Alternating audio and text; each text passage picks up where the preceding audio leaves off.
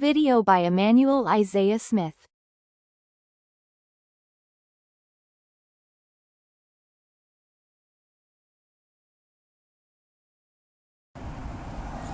Hello. Good afternoon. It is your host, Emmanuel Isaiah Smith, and today's date is Tuesday, November 18th, 2025.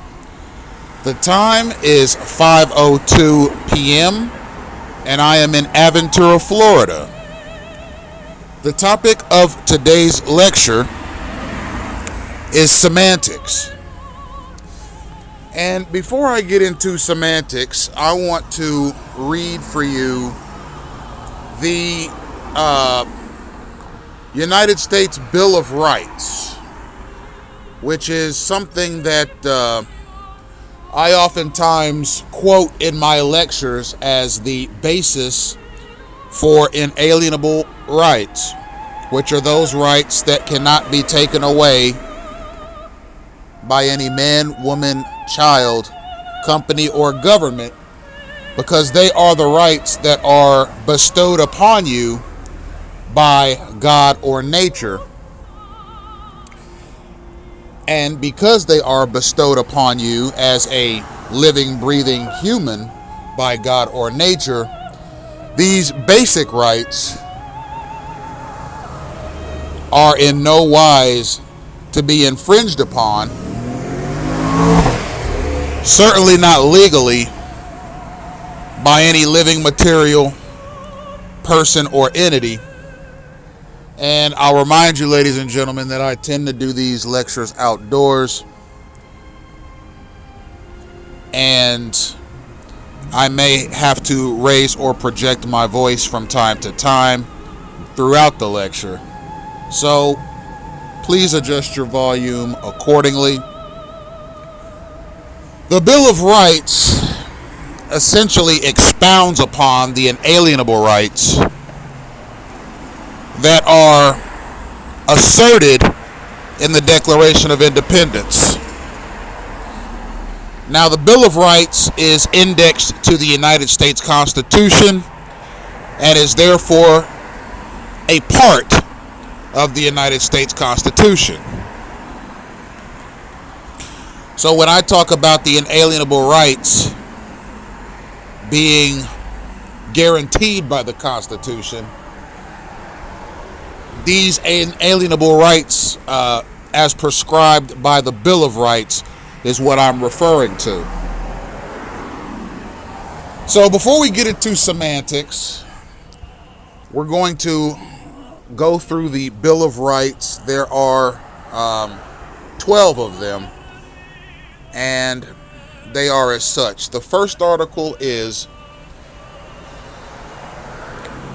after the first enumeration required by the first article of the Constitution, there shall be one representative for every 30,000 until the number shall amount to 100, after which the proportions shall be so regulated by Congress that there shall not be less than 100 representatives, nor less than one representative for every 40,000 persons, until the number of representatives shall amount to 200, after which the proportion shall so be regulated by Congress that there shall not be less than 200 representatives, nor more than one representative for every 50,000 persons. And mind you, ladies and gentlemen, I'm going to go through each article, give you a brief summary as to what it is suggesting, and then we will get into the main talking points on semantics, particularly with respect to clandestine gang stalking, which I have experienced quite pitiful amounts of this program today by a very downtrodden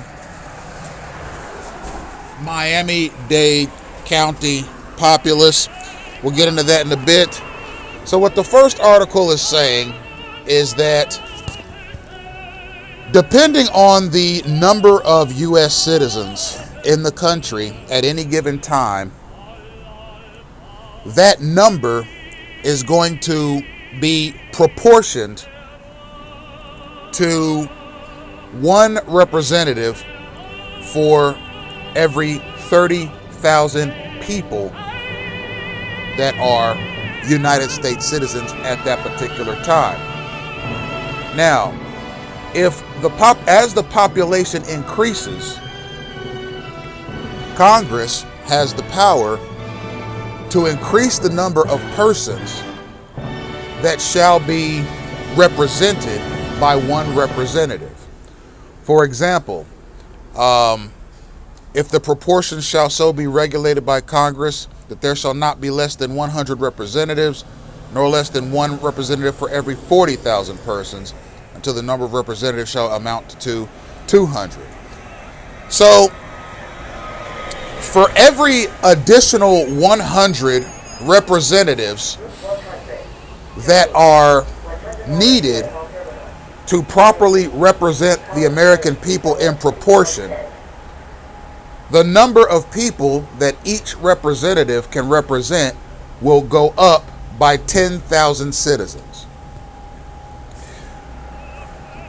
At the present time, we have, if I'm not mistaken, 535 or 435 Congress people in the United States and 100 senators to govern the population that we have presently, which is 311 million Americans. The number of people that can legally and lawfully be represented by just one congressperson is stipulated in the Constitution. The second article says, no law varying the compensation for the services of senators and representatives shall take effect until an election of representatives shall have intervened. Essentially, this is a law stating that the pay scale for senators and U.S. representatives will remain constant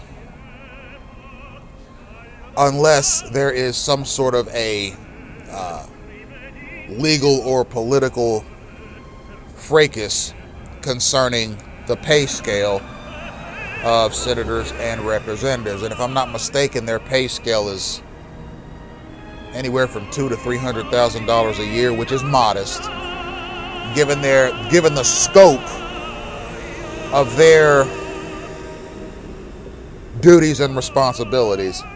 And the President of the United States, if I'm not mistaken, is at $600,000 a year, which is modest considering the scope of his duties as the Commander-in-Chief.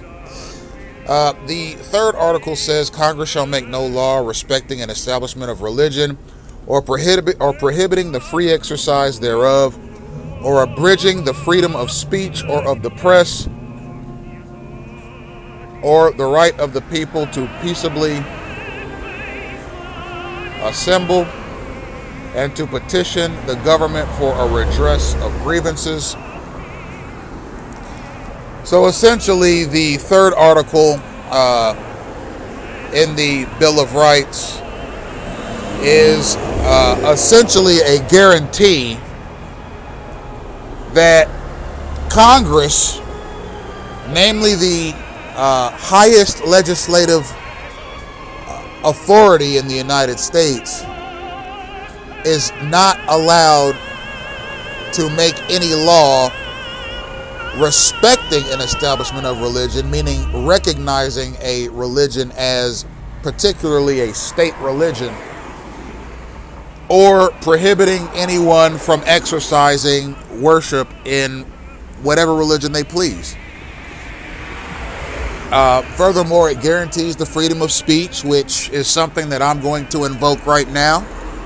My freedom of speech under the Constitution and the Bill of Rights, to say as I please within the confounds of the law with respect to what is seen as legal and lawful speech. Furthermore, the United States press is free to operate as it pleases. This is done so as to keep the people informed of the world around them and to hold all people, businesses, and governments and the staffers of those governments perpetually accountable for their actions and inactions. Furthermore, the right of the people to peaceably assemble, so people are allowed to demonstrate or protest so long as it is done within the confines of the law, and to petition the government for the redress of grievances. That is in many respects what I do, although this is a stipulation that says that it is legal and lawful for a citizen or a group of citizens to contact any federal, state, or local governmental auxiliary concerning problems that they're having as United States citizens, while offering suggestions as to a remedy and suggesting that a remedy is needed. So, for example, me personally, I've contacted, over the past 10 years, I've written letters to the FBI. I've done FOIA requests with them. I've written the offices of the U.S. President and the Vice President. And I have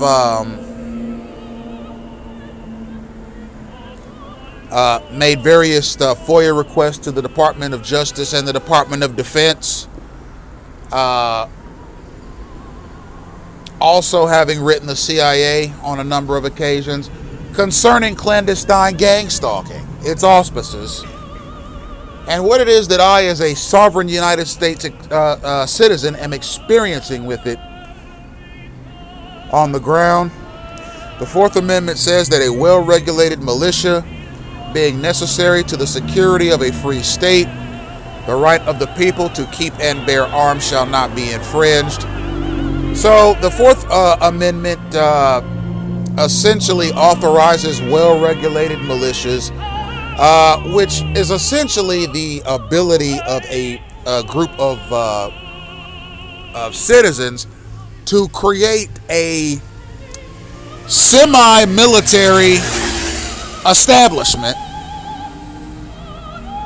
in the interest of the safety of their homes, communities, neighborhoods, the state, etc., etc.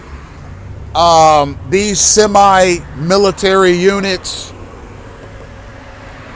must file documents with the state in order to form. Their activities consist of things like neighborhood patrol, light criminal investigations, and essentially the safeguarding of their own constitutional rights from third parties altogether. And the various duties and responsibilities and deeds of a militia have to be well regulated so that it can be properly monitored by the state, particularly so that this militia doesn't get any big ideas about government overthrows or the infringement of the civil liberties of their fellow United States citizens. Furthermore, the right to bear arms, which is the right to own firearms, particularly for self-defense or home defense, are sustained here. The Fifth Amendment says no soldier shall in times of peace be quartered in any house without the consent of the owner, nor in times of war, but in a manner to be prescribed by law. So essentially, this article is saying that no soldier, meaning any soldier that is in the employ of the U.S. Armed Forces, particularly in times of peace, which is the opposite of times of war, they're not allowed to essentially invade people's homes and live there simply because they're soldiers. That is not lawful or legal. It says, but in a manner to be prescribed by law, meaning that in times of national security duress, or if this country is in dire straits with respect to its national security, particularly in a time of war or peace, and soldiers are deployed to keep the peace, if these soldiers do not have state provided living quarters, they can legally and lawfully go into various neighborhoods and request temporary residence in your home. And mind you, this Bill of Rights, this was written in 1789, and 2 years later in 1791, this Bill of Rights was ratified, meaning it was voted upon, and it was approved. So mind you, the idea of a soldier taking up residence in someone's home in 1791 was a more feasible act of patriotism on the part of the homeowner, okay, than it is in 2025. There's a lot's changed since then, and in today's world, such a thing would very likely not even be necessary. So the 6th article says that the right of the people to be secure in their persons, houses, papers, and effects against unreasonable searches and seizures shall not be violated, and no warrants shall issue but upon probable cause, supported by oath or affirmation, and particularly describing the place to be searched and the persons or things to be seized. So this 6th Amendment article is actually more complex than it seems. This applies to a United States citizen's inalienable right, pretty much, to be secure with respect to their personal safety, as well as they should expect security when they're in their own home. They should expect security with respect to their personal documents, legal documents, and other documents that may be of a sensitive nature. Their personal possessions should be safe and secure, and particularly against unreasonable searches and seizures, not only by your government, but against your fellow man. Okay, your government cannot, under law, send representatives or employees to you or your home to seize your personal effects unless there's probable cause that your personal effects, meaning your personal possessions or legal documents, need to be searched and seized by the state to secure law and order in your particular community. So, take for example Jeffrey Epstein, this guy whose alliances with various politicians and business persons, particularly throughout the 90s and early 2000s, has come under quite a bit of scrutiny, as it was revealed that he was essentially a high-class pimp that provided oftentimes underage girls to men of means, men of political authority, etc., etc. At some time before he was arrested, his personal effects were seized by the FBI.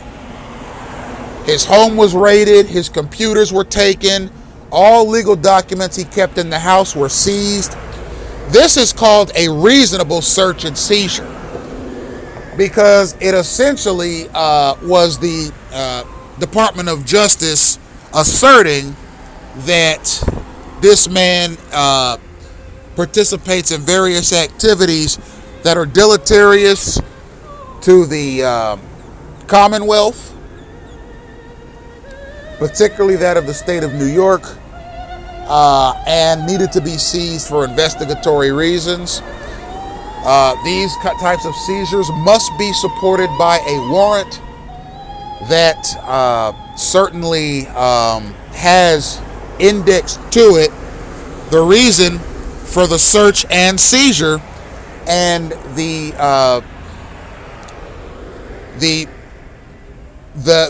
particular items that are to be seized. So, for example, if there's an investigation into a person like Epstein, you know, his entire place is going to be ransacked legally and lawfully given the scope of the illegal activity he participated in, but specific items that are approved by a federal judge were authorized in that case. So so when the FBI raided his home, they took all the items that were legally and lawfully prescribed to be taken by a sitting judge and nothing more.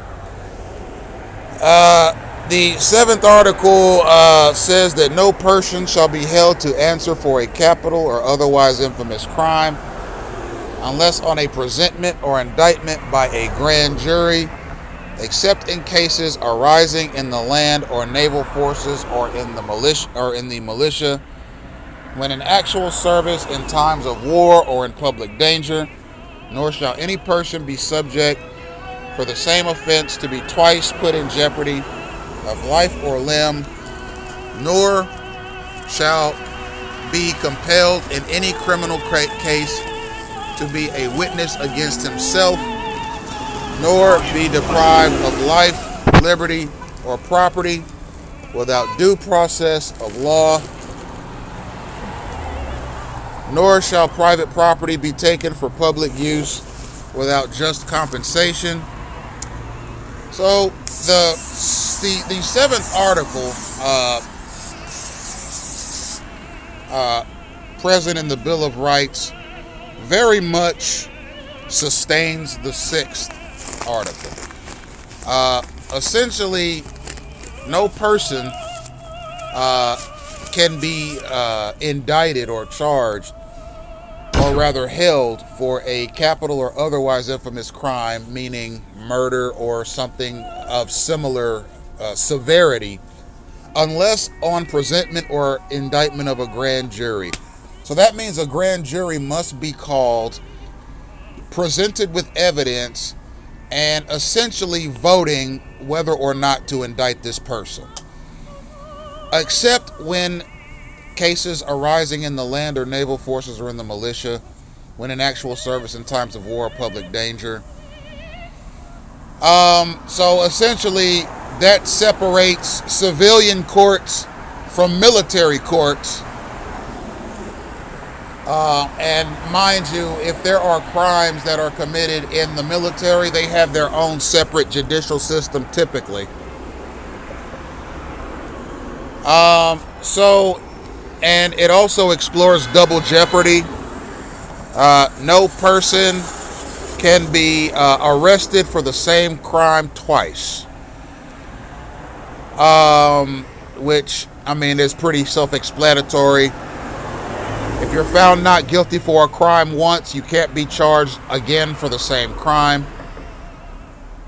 Nor if you're found guilty for a crime once, can you be tried again for the same exact crime at a later date.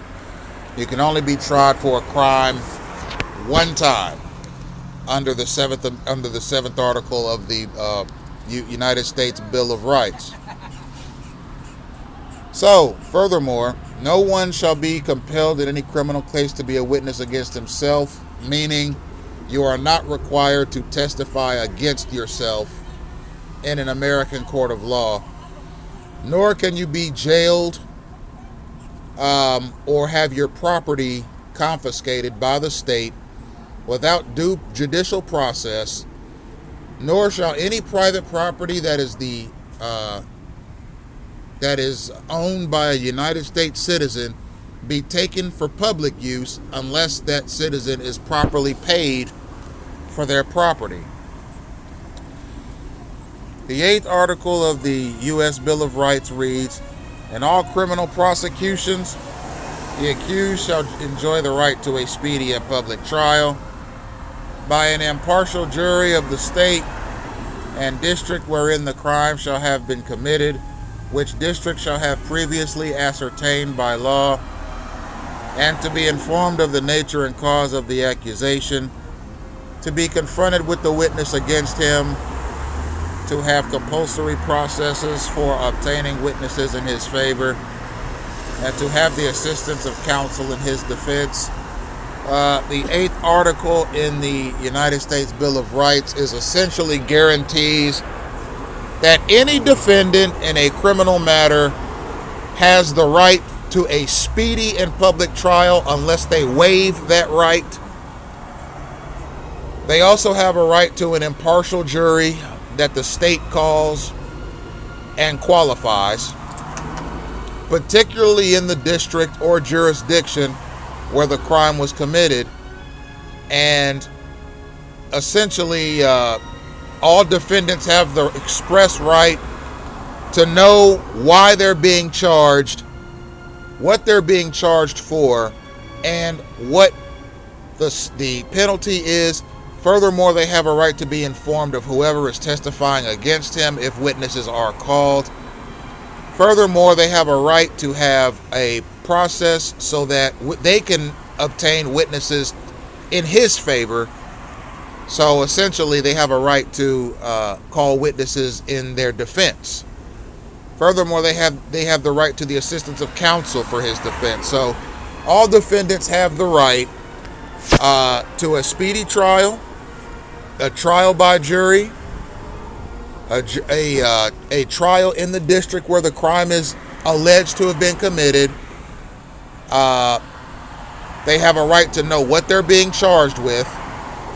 They have a right to know who the witnesses are that are testifying against him. And they have the right to a defense attorney and the ability to call witnesses in his own favor. All of these rights for criminal defendants are outlined in the 8th article of the United States Bill of Rights. The 9th article says that in suits at common law, where value and controversy shall exceed $20, the right of trial by jury shall be preserved, and in no fact tried by a jury shall otherwise be re-examined by any court in the United States than according to the rules of common law. This essentially states the rights that are given to both the plaintiff and the defendant in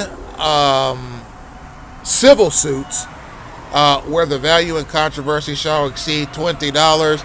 Now, mind you, this particular stipulation was written in 1791, or rather 1789, and $20 in 1789 would be about the equivalent of $200 today. But it depends on where you are in the country with respect to the value of the property or the controversy being in excess of $200 or $250, which would then entitle the persons involved in the matter to a trial by jury.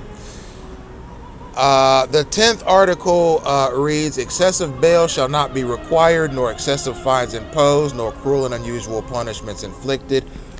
This is another stipulation that governs legal matters, particularly of a criminal nature. Bail, according to this stipulation, bail should be set in proportion to the heinousness or seriousness of the crime committed. So, for example, me personally, I've seen situations where murder defendants were had their bail set at $1 million or $5 million by a judge to ensure that that person does not get the opportunity to leave prison to fight the case from the outside due to that person being a potential threat to society. You see? So ultimately, it's up to a judge to set bail depending on the seriousness of the crime. However, there are bail hearings in the United States that do justify and govern if a person should be allowed bail or not. For example, I saw an interesting court case out in South Africa that happened, I think, in probably 2023, where there was a young boy who he was walking down a grassy field, having just left a pajama party that was thrown in his college. I think the boy's name was Mahungala or something similar. And he saw laying on the ground, according to him, a deceased female, and he proceeded to take that deceased female's shirt off and put it on and walk off. And he was caught on camera. And when he was eventually arrested, his defense up front was, I didn't kill the woman, I just took the shirt off of her when I saw she was deceased. So, essentially, they had a bail hearing and his bail was denied because the judge had probable cause to believe that he was the person that murdered that teacher. So, despite his story, and despite not having been caught on camera actually committing the crime, the fact that he took this deceased woman's shirt off of her and put it on himself and walked off gave the court reasonable suspicion to believe that he was in some respect involved with this homicide, and he was denied bail. And that's actually a very hot case in South Africa right now, although it's very much ongoing. I mean, it's one of those cases that has a lot of legal complexities, particularly with respect to South African judicial matters, and it's just based on the seriousness of the crime what your bail is going to be. The 11th article. Oh, excuse me, and I must include cruel and unusual punishments. So there are no legal means of torture for prisoners. Furthermore, punishments have to be in line with legal standards that are just and appropriate for the matter. So, for example, you're not going to see people being thrown into lions' cages as punishments for crimes. You're not going to see them thrown into viper pits. You're not going to see them thrown into alligator swamps. You're not going to see people set on fire as punishment for crimes. You're not going to see them thrown off of tall buildings. You're not going to see them run over by army tanks or poisoned or guillotined. You're not going to see people put in Iron Maidens.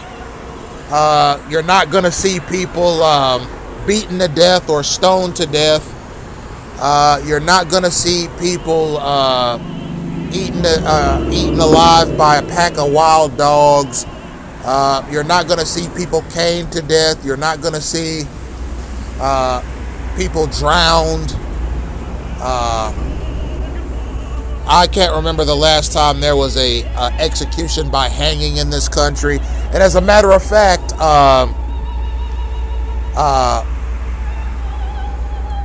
the electric chair at some point was deemed cruel and unusual. I think it was in the 90s at some point, the 1990s. It was seen as cruel and unusual punishment. So I'm talking obviously about capital cases, but even small cases. For example, if you're caught stealing a loaf of bread out of a marketplace, you're not going to lose. You're not the store, and you're caught. The store owner is not going to get to cut your arm off with a scimitar or a sword or other sharp object. If you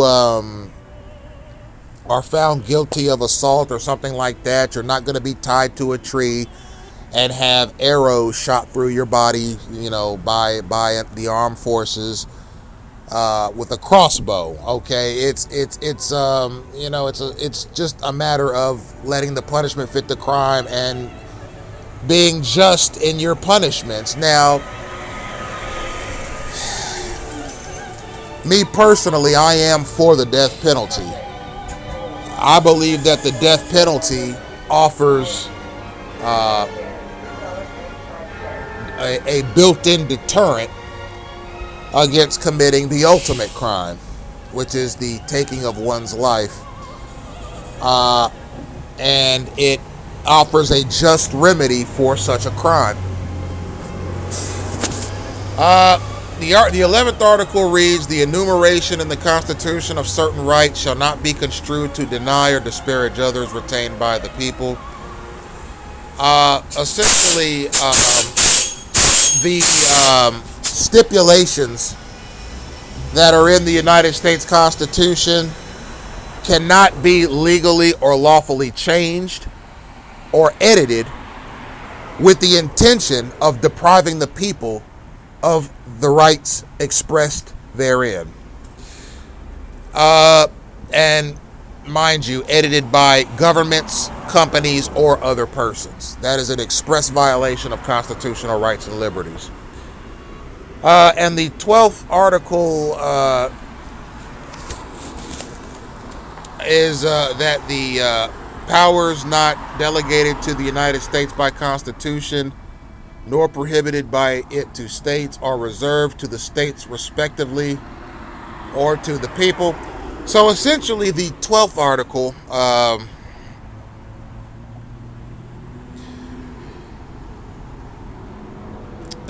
says that the powers not delegated to the people are the powers not delegated to the United States by the Constitution. Basically, so any power that you can think of that is not mentioned in the U.S. Constitution, these powers are reserved to be exercised by the state or to the people given the circumstances. So if there is some unmentioned or unnamed power that is not mentioned in these constitutional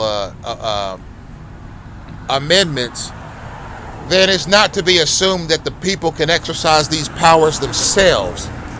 Rather, these powers are first reserved by the state and secondly by the people. So that is essentially the transcription of the 1789 Joint Resolution of Congress proposing the 12 amendments to the United States Constitution. And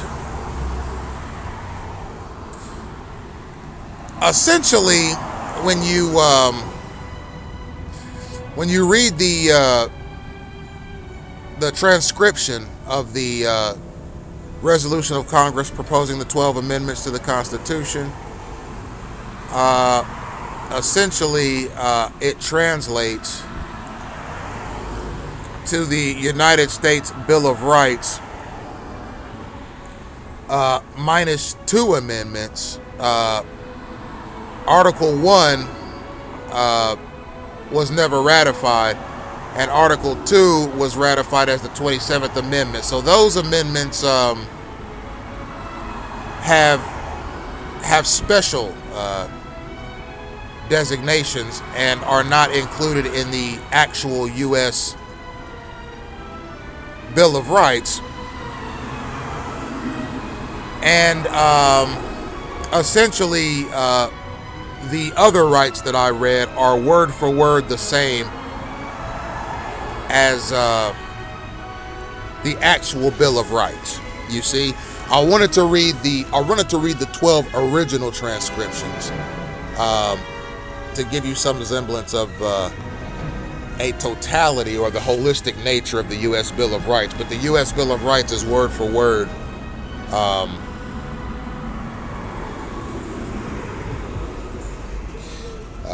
the same as the original transcription. Now, I wanted to read the United States Bill of Rights to you, ladies and gentlemen, as a supplement to this topic that I've decided to cover, which is semantics. Any law can be misread, okay? Any law, even constitutional laws, can be misinterpreted. Any law can be thwarted by human error or human malice. And essentially,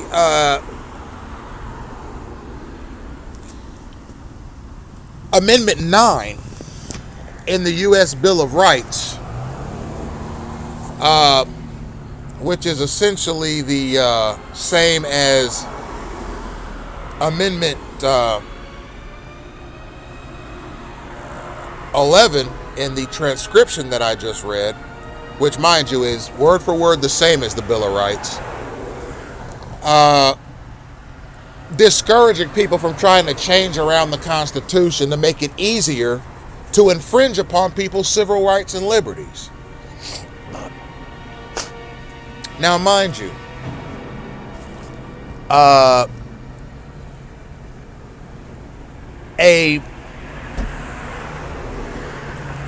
law goes through a process and a constitutional test before it can be implemented into the American legal code. Now, I just read for you the transcription of the 1789 Joint Resolution of Congress proposing 12 amendments to the United States Constitution. So, everything I just read, minus the first two articles, became the Bill of Rights. Okay? And ultimately, ladies and gentlemen, these rights are not legally and lawfully infringed upon by anyone. And quite frankly, ladies and gentlemen, these rights are not to be interpreted loosely. Okay? There are two kinds of constitutional readers, ladies and gentlemen. There are the kinds of people that read the Constitution from a strict perspective, which means you take every line, every sentence, every word exactly as it is on the paper.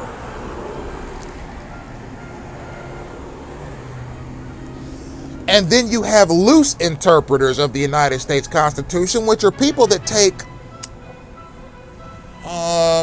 I guess more they take the Constitution and they deviate from its original script and try and translate it into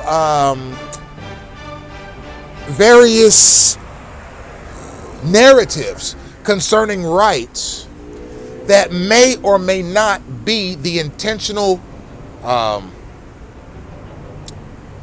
and actual meaning of these rights and stipulations.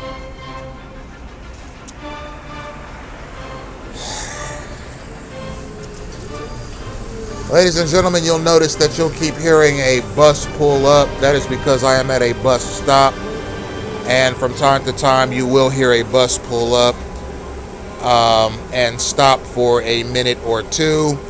That is a matter of simply public works, and there's not a lot I can do about that. Just adjust your volumes from time to time. And mind you as well, ladies and gentlemen, this lecture will run over the 1 hour mark. this lecture is going to probably run closer to the 2-hour mark because of the Bill of Rights having been read and interpreted by me, your host, Emmanuel Isaiah Smith, here on this lovely Tuesday afternoon. So, ladies and gentlemen, what you'll see here is you see a number of rights that have been analyzed and interpreted, written, analyzed, interpreted, voted upon, and passed by what is essentially the very first Congress of the United States of America. This is a historical document, ladies and gentlemen, and it is a document of epic proportions.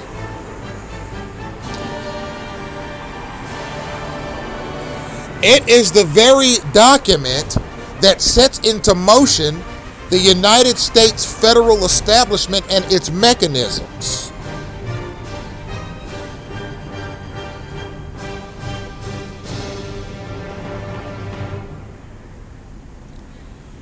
Can these laws, these amendments, these assertions of inalienable rights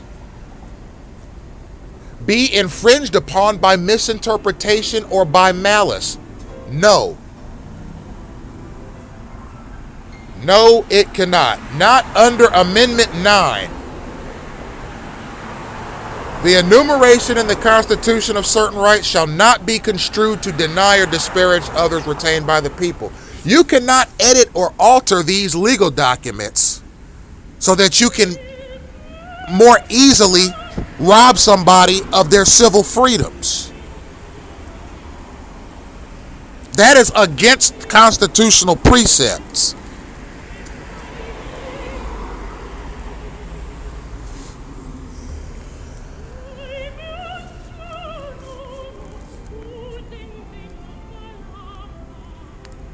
Ladies and gentlemen, and if somebody tries to use maladjusted semantics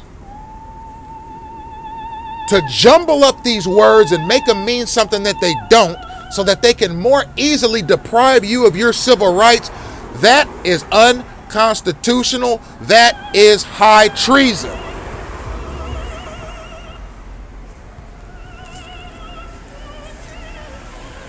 Ladies and gentlemen,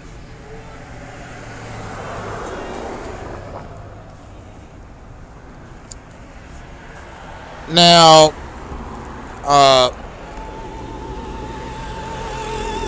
before we get into the main topic of semantics, there was an interesting news story that came across my desk yesterday evening as I was on Google News researching relevant news topics of the day. I came across a rather peculiar news story that I would like to share with you. So, apparently, the BBC newspaper, or the BBC News Organization of Great Britain, had someone in their videography department, at some point edit or deep fake a speech that Trump gave concerning the Capitol riots, in which this video was misconstrued to make Donald Trump look as if he were encouraging the Capitol riots. And it was totally edited and photoshopped and deep faked, and it was in no wise what Trump actually said. Now, here's what I'm going to say. All right, first let me tell you what Trump's reaction was. Trump went public and said he's going to sue the BBC, which is known as the British Broadcasting Corporation, for anywhere from $1 to $5 billion for this political mishap. Now, I'm going to say this. This alteration of Trump's speech is in no way a reflection of the integrity of the British news media, the monarchy of Britain, or the governments of Britain. Okay? I have found all of the above to have operated with the highest levels of integrity as long as I've followed British or European politics. Now, does Donald Trump have a right to be upset? Yes, because somebody in that organization misconstrued this man's words to essentially make him look like a rioter of some kind. But I think his assertion that this matter led to $1 to $5 billion in damages is a knee-jerk reaction to this matter. Okay? President Trump was just in London probably 30 days ago and met with the Prime Minister of the United Kingdom, Sir Keir Starmer, and they met at Chequers, which is a beautiful mansion, and they met in front of the British media and answered questions, particularly about the Israel-Palestine conflict and its consequences and so forth. And then they went outside and watched a parachute show, where it showed a parachuter jumping out of a plane with a United States flag attached to him, and another parachuter jumping out of the same plane with a United Kingdom flag attached to him to show United States and British unity. And then 30 days later, we see a deep-faked video out of the British Broadcasting Corporation, also known as the BBC, having shown a deep-faked or edited video of Donald Trump saying some things he never said. Asking people to go essentially tear up the Capitol building in Washington, D.C., which is a beautiful building, by the way. I've been there myself, and the Capitol riots were unbelievable.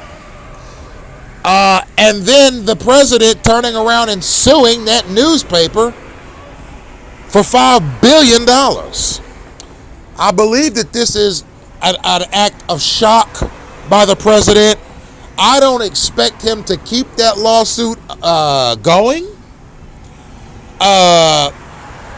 However, if he decided to, that would be a political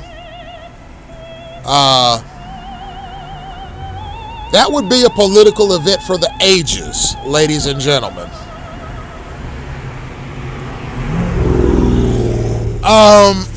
Especially considering the fact that the U.S. and Britain have been allies, particularly since World War II. And it's kind of ironic that all this is happening, because in one of his news conferences with Britain, he says to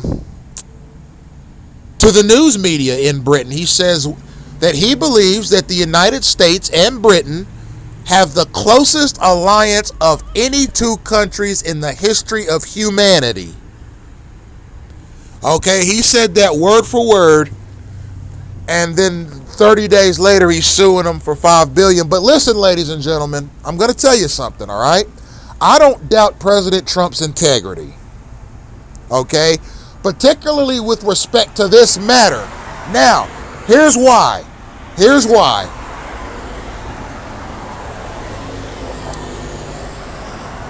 It's because, ladies and gentlemen, Donald Trump was a businessman before he was a politician. Okay? He was a real estate investor. He was a casino investor. He was an author. He was an investor in beauty pageants. He was an investor in boxing matches. He was an investor in television. Okay, he was an executive producer of television shows. Donald Trump was a business mogul before he became a politician. And he's approaching this matter with the BBC newspaper as a business person would approach it, as opposed to how a politician would approach it. Okay? And mind you, Donald Trump is the first business mogul to have assumed the White House. Now, if you look at some of the more traditional politicians, those that were either lawyers or similar, you know, you're talking about, or governors first, or senators first. So you look at people like Ronald Reagan, George H.W. Bush, Bill Clinton, George W. Bush, Barack Obama, Joe Biden. Okay, these types of politicians, the more traditional type of politician, would probably have approached this matter in such a way as to demand an apology and move on. Donald Trump is suing these people because he is a business-minded person. Now, I'm going to say this as well, okay?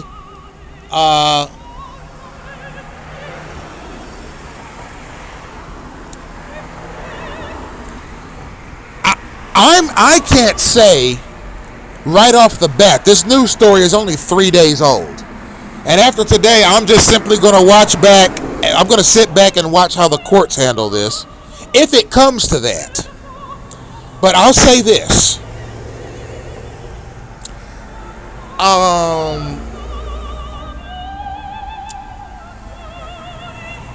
I can't say whether or not that deep-faked video of Donald Trump essentially encouraging riots at the Capitol has done $5 billion worth of damage to the Trump name.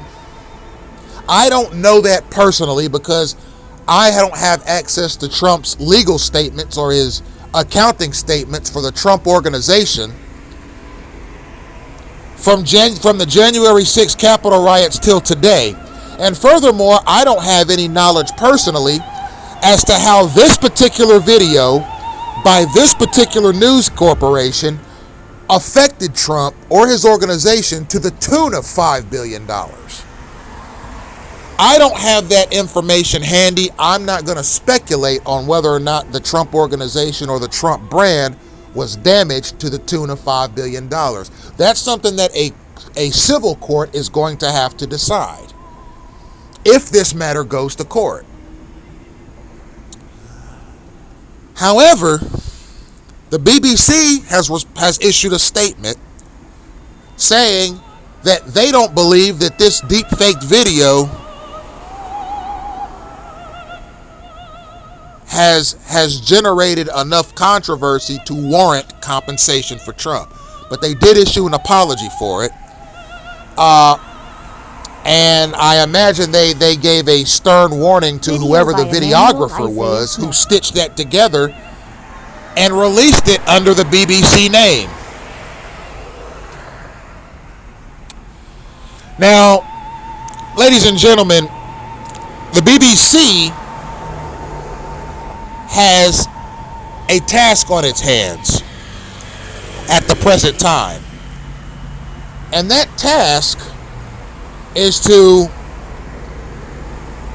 get with its attorneys, its corporate attorneys, and devise a way to absolve themselves from any wrongdoing as a company for the release of this video. And what Trump's side has to do, should he go forward with this lawsuit, they're going to have to prove that this newspaper did $1.5 billion in damages to the Trump name. That's where this matter sits right now. Okay? Donald Trump just came out of a hellhole of civil and criminal matters all at once, particularly over the past 24 months. He is approaching this matter the way a man who has just come out of a hellhole, a legal hellhole,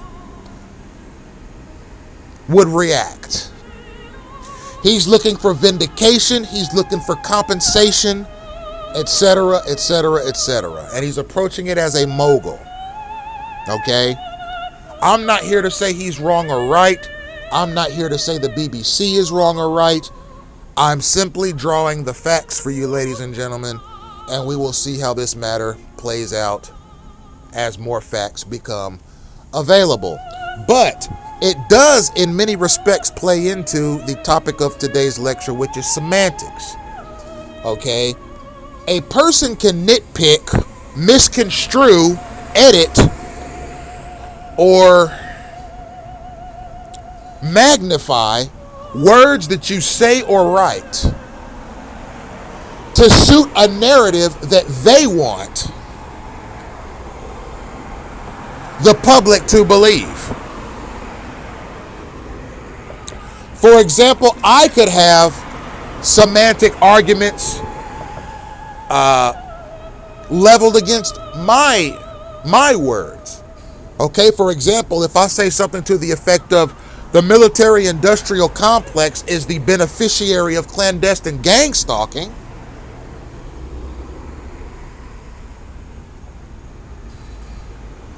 that means that the war machine industry and war machine manufacturers that sell these war machines to the federal government in the interest of national defense for its military to use is the beneficiary of gang stalking, because there are military industrial grade surveillance and weapons technologies that are used in gang stalking campaigns by the state against the targets. Somebody who would want to level semantic arguments against that assertion of mine could nitpick words here and there and sort of spin the meaning of this phrase or that phrase and go on the internet or somewhere else and say, I heard that Emmanuel Isaiah Smith guy go on the internet in one of his lectures and say that the military of the United States was complicit in gang stalking and was a murderous entity, and they could go down the list. Okay? They're not taking the matter into its full context.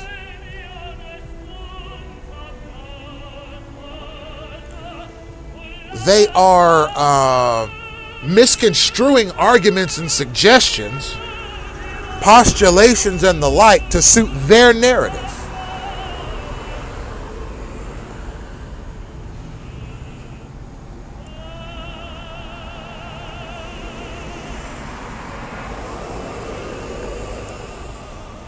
All right, I oftentimes address my detractors and critics at the start of a lecture. Not all the time. I mean, my mind is not on them.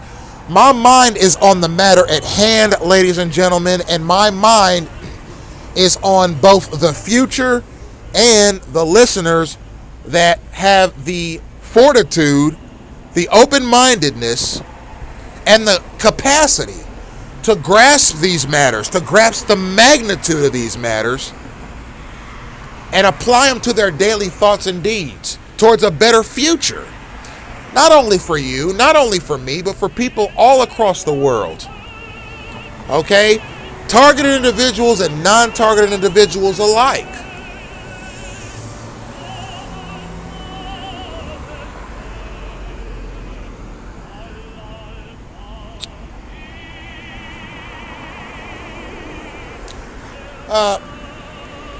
Ladies and gentlemen, some might argue that semantics were used in that video that was posted by a videographer of the BBC. What are the reasons for it? I have no idea. England and America are allies. Of course, that alliance is military in nature. It's economic in nature, obviously. It's social in nature to some respects. However, there are international laws that are going to be put into motion here. What are the basis for the lawsuit? And is the lawsuit valid? Yes or no? Ladies and gentlemen, a judge, a jury will decide.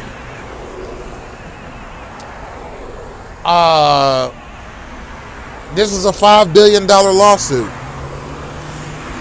Okay?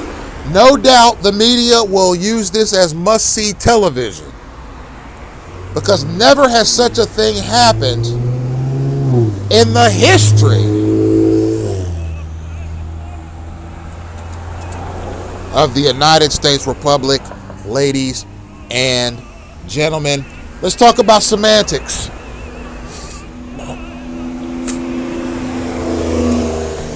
How can words and phrases be expounded upon or used?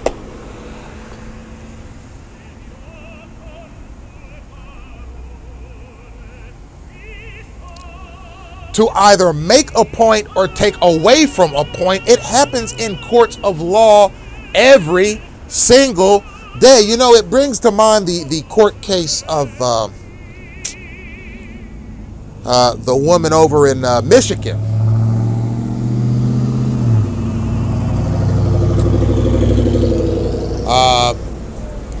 Her name, if I'm not mistaken, was Sandra Vander Ark.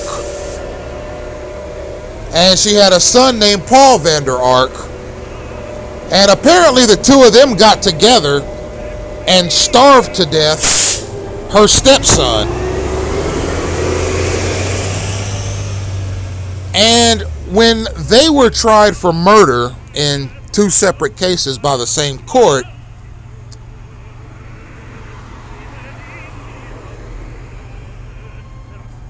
the semantic argument that the mother was using was one of, well, I was punishing him for being bad. And I wasn't starving him, I was just giving him bread crust.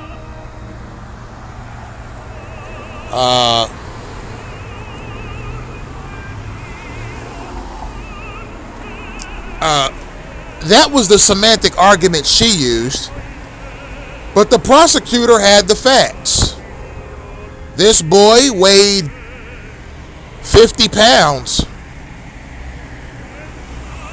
at the time of his death, and he was starved for several weeks by his mother and his brother, and eventually the brother picked him up while he was basically skin and bones and put him in a bath full of ice water until he died. Okay, those were the facts. But the mother's argument was, those are punishments that every parent does. Every parent withholds breakfast, lunch, or dinner to kids who are acting bad.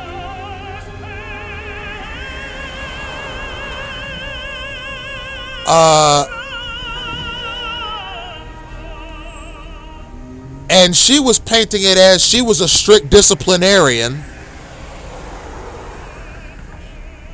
and these are the methods that she used, or she chose to use, to discipline her son.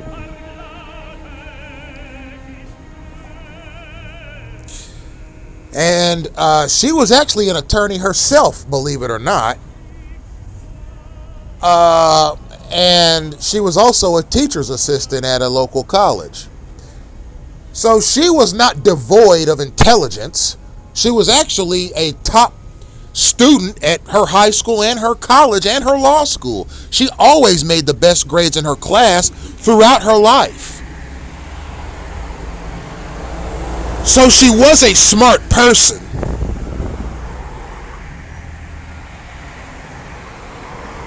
But she suffered from stepchild syndrome, which is something that I've talked about at some length. where a person begins to hate their stepchild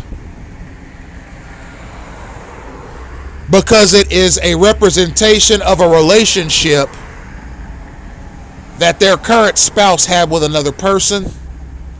And then there are some people who are divorced, who begin to hate their own children that they had with their ex-wife or husband, because that child is a constant reminder of their ex. So this woman had this syndrome, right? Because this child was her current lover's stepchild, if I'm not mistaken, or her current husband's stepchild. Okay, now mind you, it's been a while since I read up on this, but I'm giving you the facts as best as I can remember them. So this child didn't belong to her current boyfriend, or it might have been her current husband. And I think she wanted to mistreat the boy to try and show the current man in her life, yeah, I had this child with another man years ago before we met, but I'm going to sit here and starve him in our basement and keep him locked in the basement. I think the boy was about 10 years old. I'm going to keep this boy locked in the basement and only feed him hot sauce and bread crust until he dies. And this woman was caught, and she was very harshly dealt with in the courts, duly so. She was repeatedly shown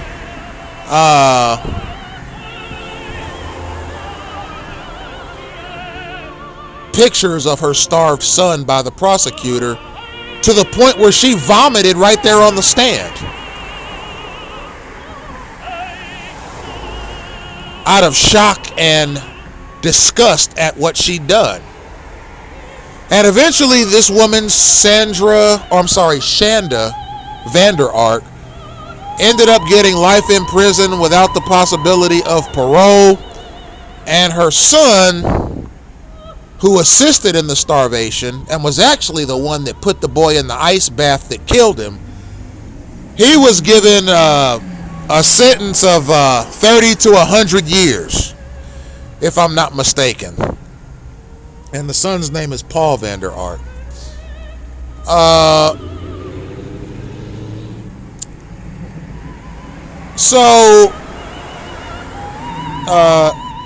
To my knowledge, the way this case has progressed, post-sentencing, Shanda Vander Ark is actually asking for a new trial, but the judge denied it. So I guess all she has left is an appeal, which will probably get denied because they got all kinds of text messages of her talking to her son on how they're going to starve the boy. So the prosecutors pulled those text messages and used them as evidence that her and the son were the ones that starved the kid. And yes, they were both convicted off those texts. So I'm not sure how she can appeal, but every murder defendant who's convicted has the right to appeal under constitutional law, particularly state laws. So you saw how semantic arguments were used in that case. Okay, how can semantic arguments be used in the Cuba situation?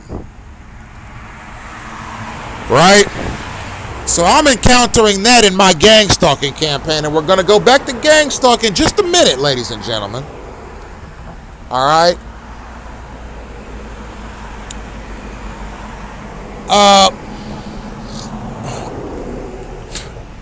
So I, your host, Emmanuel Isaiah Smith, have been doing this program for 10 years. If it were not so, I would have told you. But it is so I'm telling you now. And in my present gang stalking campaign, I'm receiving quite a bit of, I guess we'll call it feedback, from the gang stalking community here in South Florida, particularly Miami-Dade County, concerning the post that I did over the past week concerning the U.S. ambassador to the United Nations, getting up in front of 100 member countries and designating Cuba as a terrorist state. And not only designating it as a terrorist state, but designating it as a state sponsor of human trafficking and drug cartels.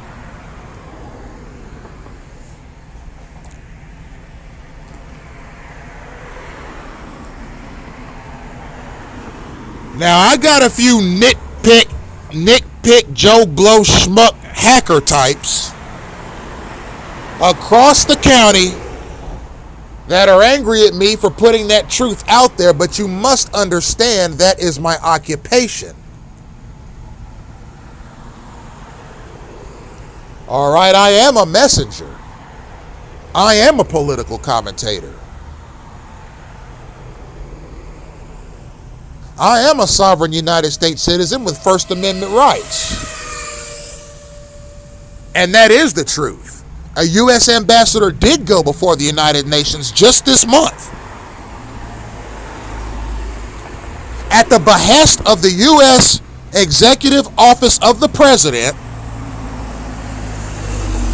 and labeled Cuba, which is a country just 95 miles off the coast of Miami, as a state sponsor of terrorism. Now, I will repeat that. The United Nations was told in person from a podium by the U.S. ambassador to the United Nations that Cuba is a state sponsor of terrorism. Now, ladies and gentlemen, that is the truth. Okay, that these accusations ain't pulled out of a top hat and read before the United Nations. These accusations are rooted in truth.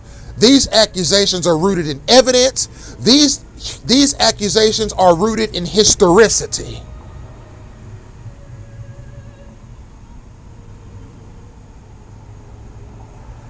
And yes, ladies and gentlemen, Cuba is a state actor in terrorism. My concern has always been that they have terror cells operating right here in Miami-Dade County.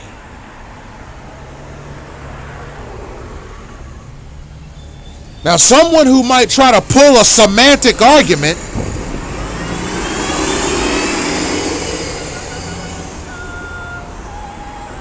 out of a beanie somewhere, and when I say beanie, I mean a hat, a winter hat. They called them beanies when I was coming up. Someone who wants to pull a semantic argument out of a beanie might say, well, Smith said on his project that he hates Cubans and that Cuban people are terrorists. Okay? Do you see the difference between a political statement and semantic arguments that are pulled from that political statement? Did I say anywhere in my project that Cuban people worldwide are terrorists? No.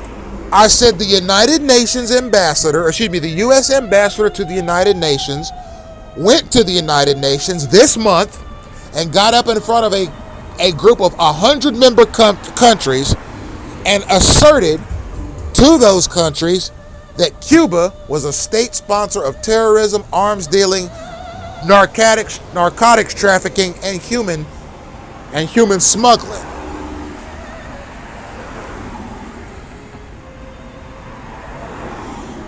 Some might say, well, Smith, if you believe that, then you must hate Cuba. No, I do believe it. But the only thing that I hate is clandestine gang stalking.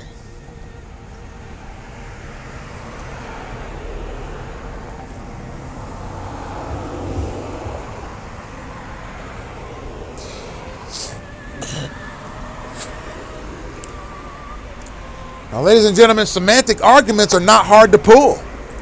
As a matter of fact, you can be a lazy person.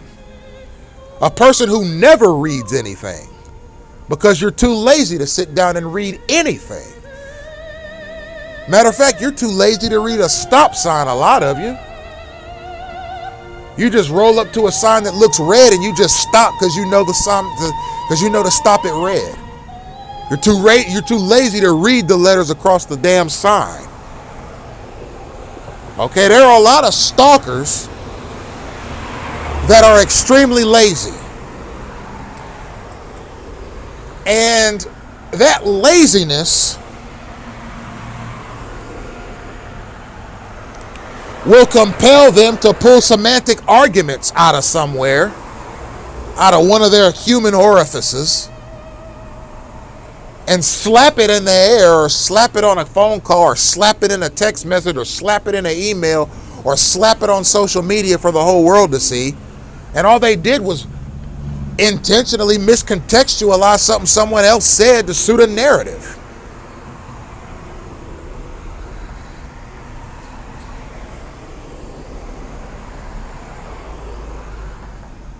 Wait a minute, I heard Emmanuel Smith say that gang stalking takes place in supermarkets.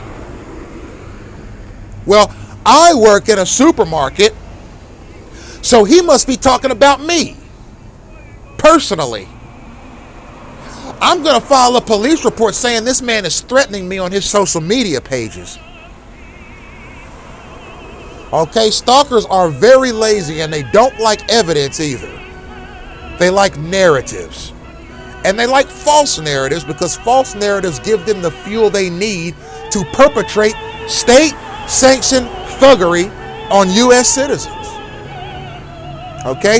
Do I believe personally, ladies and gentlemen, that the United States is better than this? Yes, I believe the United States is better than this. Do I believe that the United States' best days are ahead of it and not behind it? No.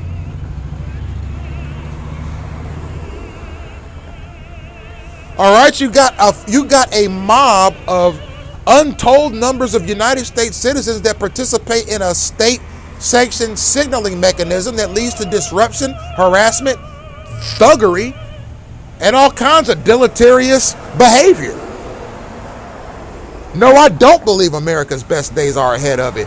Now, if you repeal gang stalking, then yeah.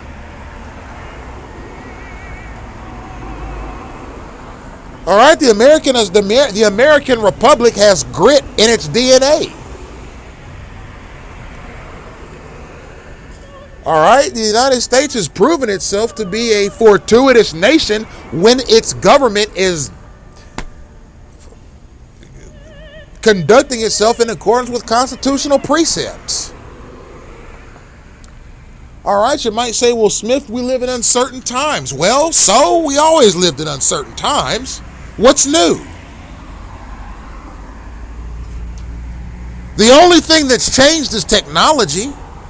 People are just as devious, violent, hateful, spiteful, and degenerate now as they were 200 years ago when this country was founded.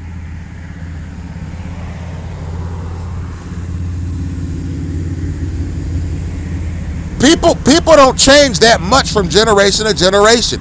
Human DNA don't change that much from generation to generation.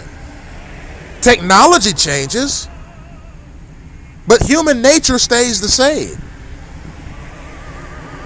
We've always lived in uncertain times, but there was a time where clandestine gang stalking didn't exist.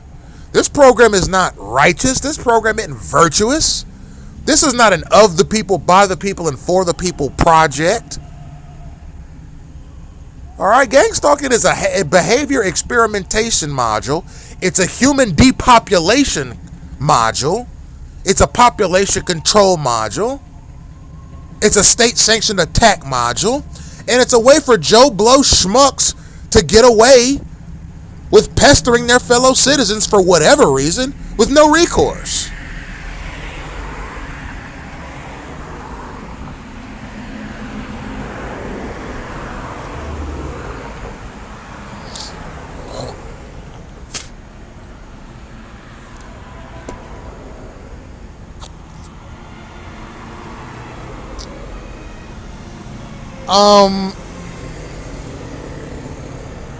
You got some people that'll say, well, Smith, your words are hurting gang stalkers' feelings.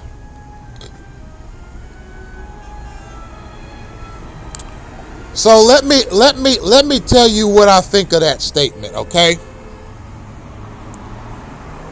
So picture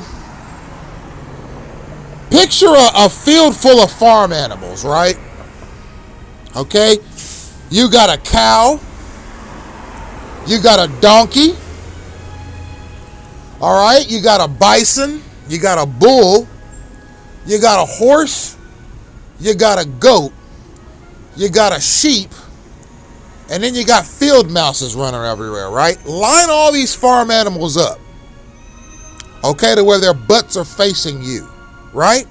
And mind you, ladies and gentlemen, I'm telling you what I think about that sentiment right there, right? That I'm hurting these gang stalkers' feelings. Imagine every farm animal you can think of lined up in a nice, neat row in a big grassy field, right? Every farm animal you can think of. And they all got their butts exposed to you, the viewer, right? So you look at their butts, right? Look a little lower than that.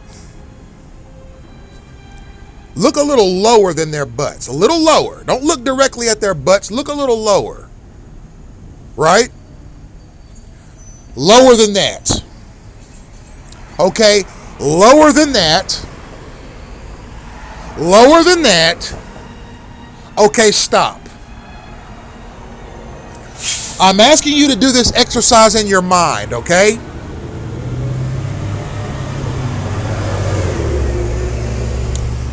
So you got these farm animals lined up in front of you. Their butts are facing you. I'm telling you, look lower than their butts. That's how much I care.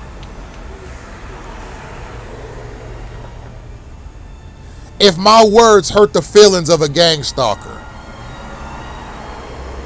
You understand? I can give less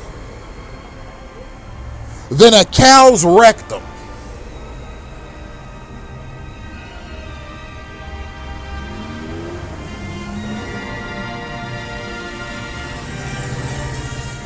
If my words offend gang stalkers. As a matter of fact, they're my enemy.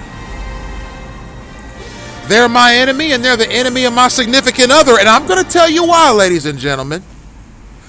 Because they use state-sanctioned pestering mechanisms. They use state-sanctioned germ flinging. They use state-sanctioned attack mechanisms. They use state-sanctioned disruption mechanisms. They use state-sanctioned espionage mechanisms that are meant to pester a person day in and day out every day for the rest of that person's life.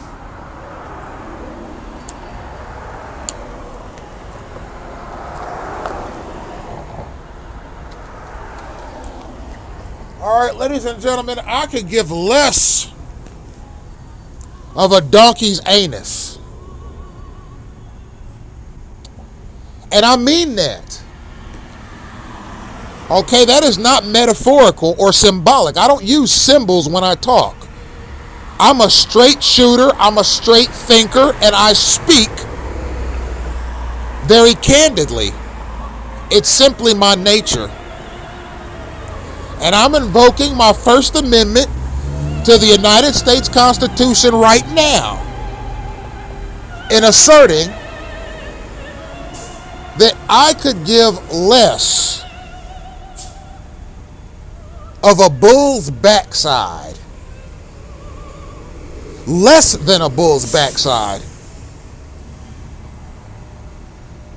if my words offend stalkers. They don't care who they hurt. They don't care who they pester. They don't care who they annoy. They don't care who they disrupt. And that's across the demographic spectrum. And that's in all 50 states, Hawaii and Alaska included, ladies and gentlemen.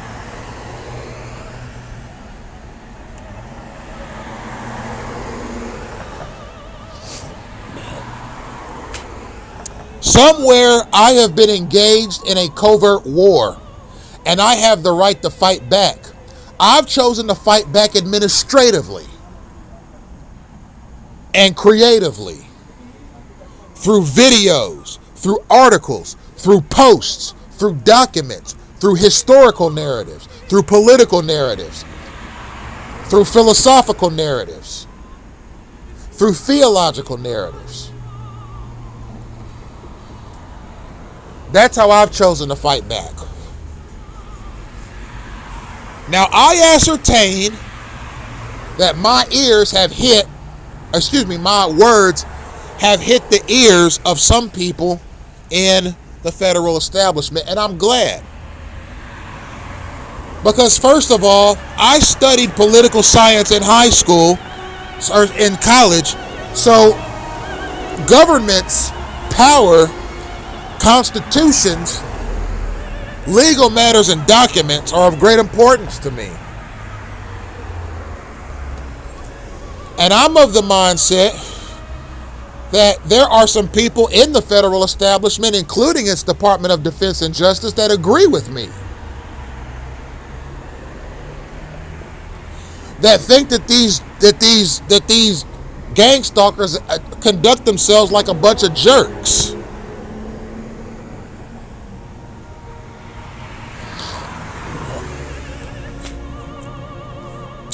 And I am of the mindset, ladies and gentlemen, that I'm on the path to freedom. Freedom of this program. I would like to let my listeners know that I am anti-violence. I'm pro-Constitution. I'm pro-democracy. I'm pro-military, and I'm pro-law enforcement, but I'm anti-gang stalking. All right? Now, people can plug into this mechanism and pester people remotely. You could be in Oklahoma somewhere and use gang stalking mechanisms to pester somebody that lives in Texas. You could be in Alaska somewhere and use mechanisms that'll pester somebody in Miami, Florida. You could be in Salt Lake City, Utah, and use gang stalking mechanisms that will pester somebody who lives in St. Louis, Missouri. Okay, you can plug into somebody's gang stalking campaign and pester them remotely using the street theater mechanism, which I talked about in some length in other videos.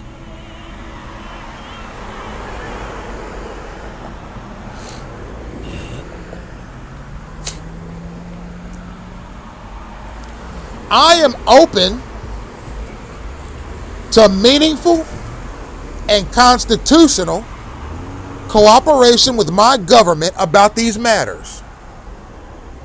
Because I think there were some things that got implemented in this program over the past 20 years in particular that a lot of the representatives in our government don't know about. Sure, I've been critical.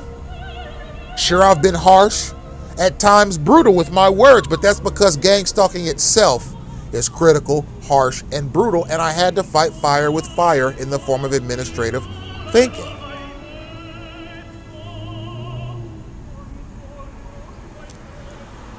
So what are semantic arguments and how do we get rid of them? Well, semantic arguments are rooted in ignorance and malfeasance. So we have to root out the ignorance and the malfeasance.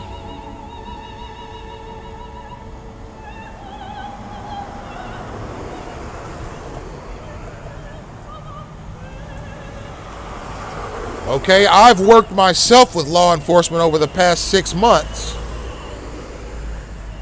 and have enjoyed my work with law enforcement over the past 6 months. Now, this has been in the form of citizen patrol in Kendall, Florida, in the Olympic Park. And I like the work. I like its auspices. I like its function. I like its operation.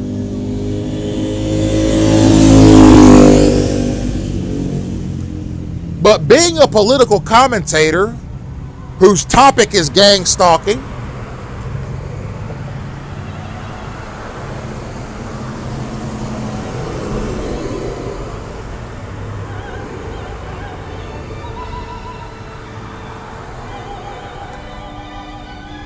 I have utilized my knowledge of this practice to enhance my citizen patrol. And I've also utilized citizen patrol to gain a more thorough understanding of gang stalking, because some of the suspects that I was watching and reporting to law enforcement during my citizen patrol, which I still do casually, use themselves gang stalking's mechanisms.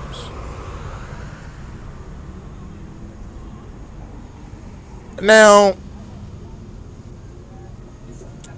ladies and gentlemen, the First Amendment right to free speech is both a tool and a self-defense weapon. You can shout down an attacker. I've shouted down attackers myself in South Florida. And I would ascertain that 100% of these attackers or would-be attackers were themselves gang stalkers. Now, ladies and gentlemen, when I talk about gang stalkers, I use a number of adjectives to describe them. And these are the stalkers that use a signaling mechanism to pester or attack U.S. citizens because they feel safe attacking U.S. citizens because they were signaled to do so by other stalkers. They feel like that these other stalkers got their back in their buffoonery and in their hostility.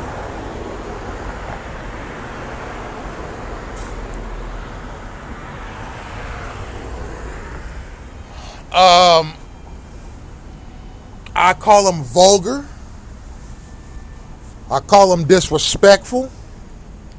I call them hostile. I call them surly. I call them degenerate. I call them deleterious. I call them annoying. I call them buffoonish. I call them pieces of shit.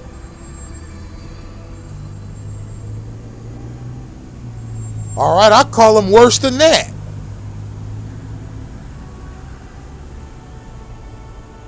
To their faces and on these videos.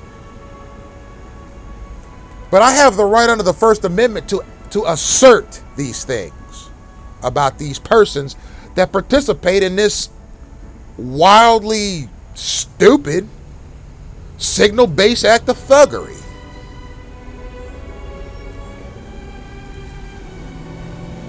All right? Now, I don't think that makes me any less of a man. It doesn't make me any less of a person. It doesn't make me any less of a citizen. To assert these things about people who participate in clandestine thuggery. And I don't think a lot of these stalkers realize that the people that they are confronting have been confronted for years. Not days, not months, not weeks, but years by similar stalkers. This activity is meant to break a target, their spirit, their mind, their body. Okay? I walked away from a college scholarship to Cleveland State University in 2018 so that I could come to South Florida and observe gang stalking more closely while enhancing my business's presence on the internet. It's because I think clandestine gang stalking is a more pressing matter than a college degree. And it is more consequential to my sovereignty as a United States citizen than any other thing.